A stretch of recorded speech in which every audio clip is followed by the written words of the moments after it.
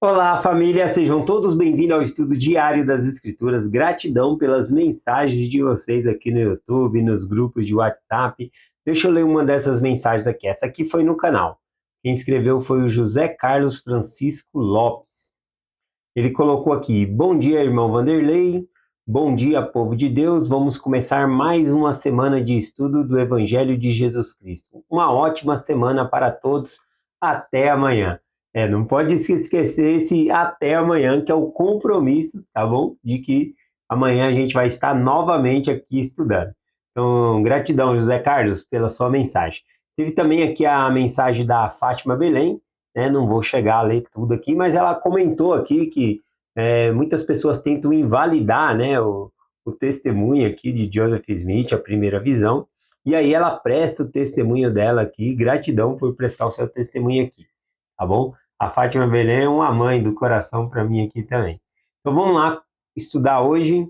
A gente está estudando Joseph Smith História, a gente estudou ontem do versículo 1 ao versículo 4, hoje vamos ler aqui do versículo 5 ao versículo 10, tá bom?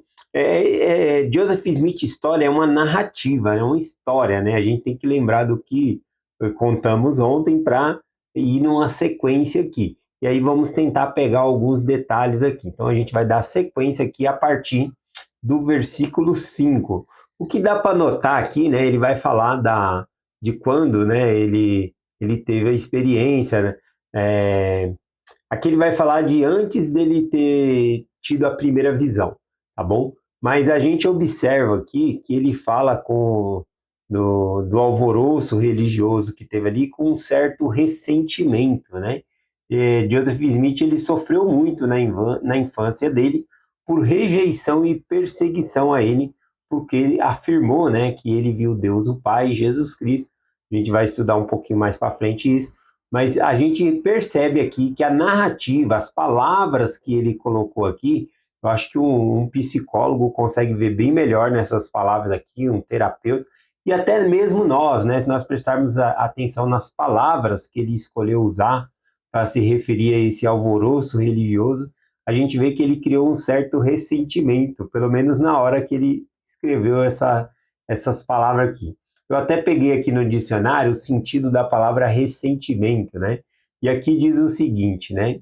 Sentimento de profunda aversão provocada por experiência vivida.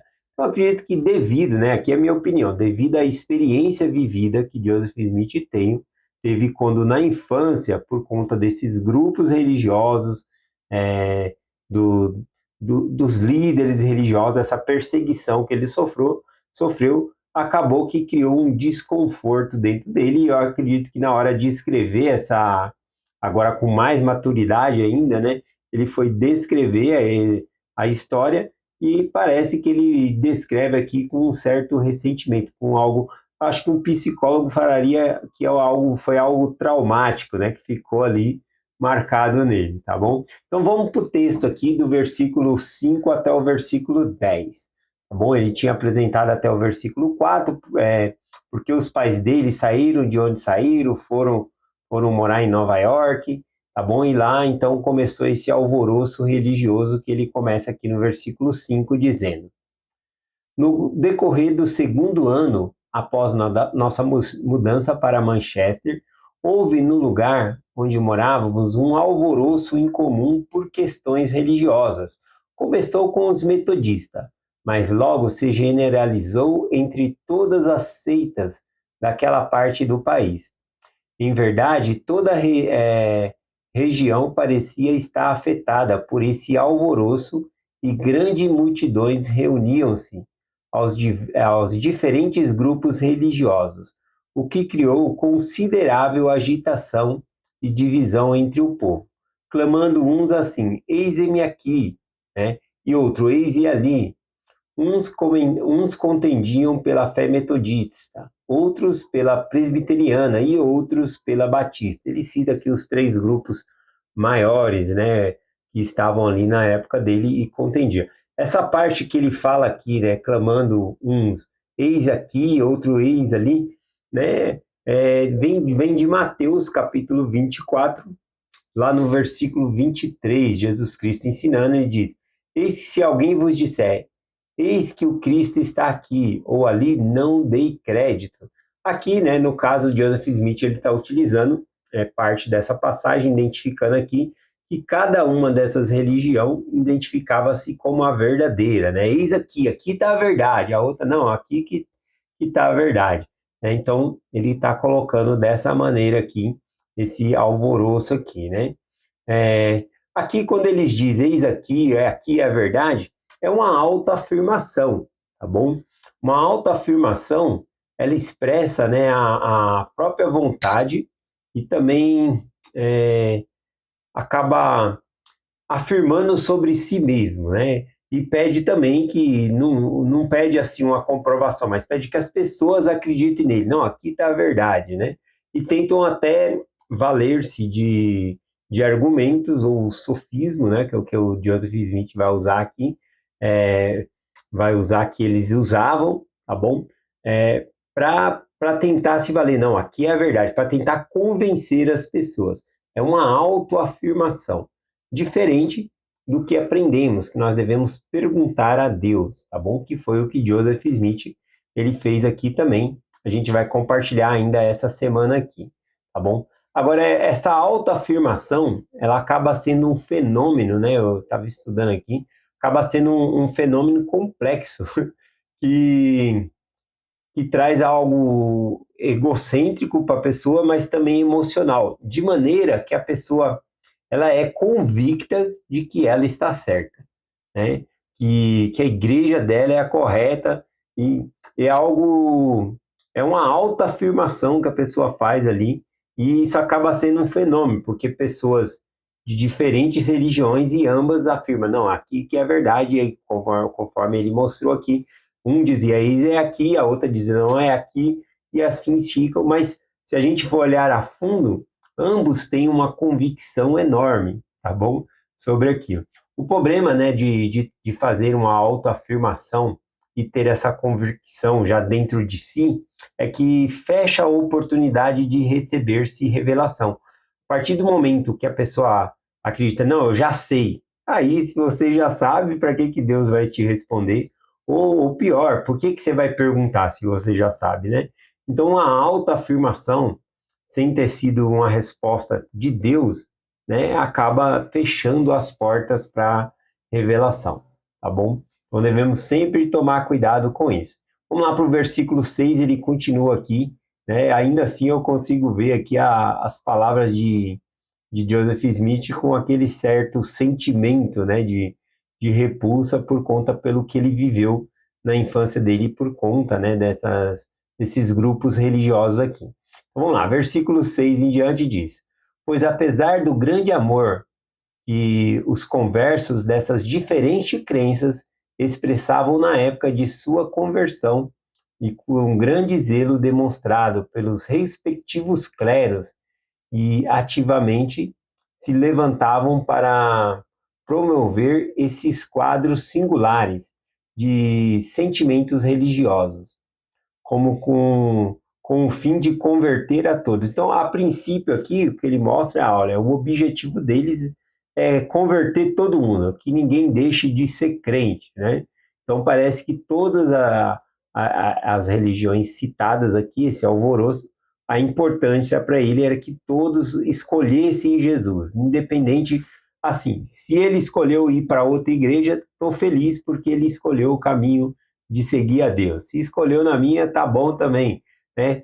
Aparentemente, quando começou esse movimento religioso, aparentemente parecia que tinha-se esse sentimento. Ah, o importante é todo mundo seguir a Deus, não importa em qual igreja. Mas o relato de Joseph Smith continua dizendo aqui, ó, aqui, como, deixa eu voltar um pouquinho aqui porque eu me perdi. O sentimento religioso com o fim de converter a todos. Como se compraziam em afirmar, deixando que as pessoas se unissem a seitas que mais lhe agradassem. Contudo, quando os conversos começaram a afastar-se, uns para um grupo, outros para outro, verificou-se que os supostos bons sentimentos, tanto do sacerdote como dos conversos, eram mais pretensos do que reais, né? Essa palavra pretensos aqui é que era algo da boca para fora, né? Não era real isso. O importante é todo mundo ser crente, né? Não importa se vai ser crente. Quando as pessoas começaram a escolher as religiões, notou-se ali que os clero, né, ali começaram a achar ruim, né? Falar, não, mas... E aí vai começar a haver uma disputa entre eles, que é o que o texto começa falando aqui, ó. Tanto o sacerdote como os conversos eram mais pretensos do que reais, pois criou-se um ambiente de grande confusão e animosidade, sacerdote contendendo com sacerdote, converso com converso, de modo que todos os bons sentimentos mútuos, se é que jamais haviam existido, perderam-se inteiramente numa luta de palavras e choque de opiniões. Então, começaram a fazer um Bible bash, né? Em inglês significa debate dentro das escrituras, um querendo provar que o outro estava certo, um querendo mostrar que a religião dele é melhor do que a outra. Então, mostrou-se que aquele sentimento, né, que havia no começo eram pretensos e não reais, né, da parte aqui deles. Versículo 7 diz: Nessa época eu estava com 14 anos de idade. A família de meu pai fora convertida à fé presbiteriana. 4 deles uniram-se a essa igreja, a saber, minha mãe, Lucy, meu irmão Hiram, Samuel Harrison e minha irmã Sofronia, né? Então, quando Joseph tinha 14 anos de idade, 4, né, dos membros de sua família, incluindo sua mãe, se uniram à igreja presbiteriana aqui, tá bom? E ele continua aqui no versículo 8. Durante esses dias de grande alvoroço, minha mente foi levada a sérias reflexões, grande inquietação. Mas, embora os meus sentimentos fossem profundos e muitas vezes pungente, profundos e pungente é aquilo que causa algo, que causa um sentimento profundo, né, dentro dele aqui. Ainda assim, me conservei afastado de todos esses grupos, embora assistisse às suas diversas reuniões tão frequentemente quanto a ocasião me permitisse. Com o correr do tempo, inclinei-me um tanto para a seita metodista e senti-me algum desejo de unir-me a eles.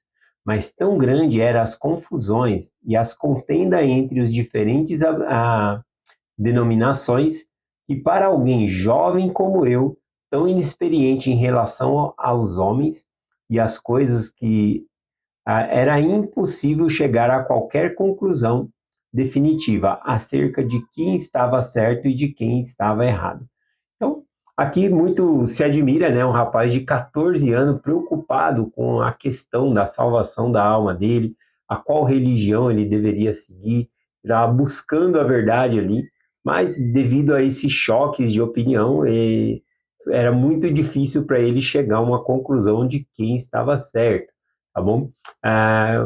Um jovem de 14 anos, a gente tem que entender o contexto da época, o alvoroço religioso que tinha, né? Os Estados Unidos, na época, tinha ainda tem, né? Tinha liberdade religiosa. Isso fez com que muitas denominações surgissem, né? E como na própria história aqui, começou a haver debate entre eles, dizendo a minha é verdadeira, a outra é verdadeira, e aí começou essa confusão, né? De reflexão aqui sobre Joseph Smith, ele pensando sobre isso. Qual desses grupos está certo? Versículo 9 ele diz: Minha mente às vezes alvoroçava-se bastante. Tão grandes e incessante eram o clamor e o tumulto. Os presbiterianos eram decididamente contra os batistas e os metodistas, e valiam-se de todas as forças, tanto da razão como de sofisma. Eu fui pesquisar, né, essa sofisma aqui, tanto da razão como da sofisma. Sofisma é um tipo de argumento, tá bom, que tenta enganar a pessoa para levar, por exemplo, vou mentir para essa pessoa, mas é por uma boa razão, para afastar ela daquela seita lá que é errada. Então eles valiam até de argumentos falsos, tá bom? Para tentar afastar as pessoas de outra religião ali, né? Então isso era bem feio aqui da parte aqui. Ah, então vou ler de novo aqui. Valiam-se de todas as forças, tanto da razão como do sofisma, para provar os erros deles, ou pelo menos fazer o povo acreditar que eles estavam errados. Por outro lado, os batistas e os metodistas eram igualmente zelosos em seus esforços de estabelecer sua própria doutrina e refutar todas as outras. Então não bastava apenas dizer cada um cuidar da sua religião ali, né? Tinha que querer provar, né, que a religião do outro ali estava errada. Versículo 10, finalizando a leitura de hoje, diz assim: em meio a essa guerra de palavras e divergências de opiniões, muitas vezes disse a mim mesmo: quem deve, que deve ser feito? Quem dentre todos esses grupos está certo? Ou estão todos igualmente errados? Se algum deles é correto, qual é? E como poderei sabê-lo? Né? Então, aqui a gente vê essa confusão, né, que houve aqui na mente de Joseph por conta dos grupos religiosos aqui. Né? Mas amanhã a gente continua aqui a partir do versículo 11 para ver como ele fez para sair, né, dessa confusão aqui que serve aí para todas as pessoas que têm a mesma pergunta, né? Porque nós temos um Deus e tantas religiões. Se é um único Deus, deveria ser uma única religião. Não é possível que Deus tenha religiões diferentes, uma ensinando, aqui pode jogar futebol, aqui não pode, uma pode usar calça, a outra não pode cortar o cabelo. Da onde vêm essas regras, né? Da onde vêm essas coisas, né? O próprio Salvador Jesus Cristo, né, no Novo Testamento, ele já havia falado, olha, vocês ensinam mandamentos de homens como se fossem doutrinas. Então, existem os mandamentos dos homens. Então, é impossível, né, que todas as religiões sejam a igreja de Cristo aqui, tá bom? E essa é a pergunta que Joseph Smith queria saber. Ele queria saber qual dessas grupos estavam certos, tá bom? E amanhã a gente vai ver como ele pôde saber e descobrir essas coisas. Compartilho essa mensagem com vocês em nome de Jesus Cristo. Amém. Até amanhã.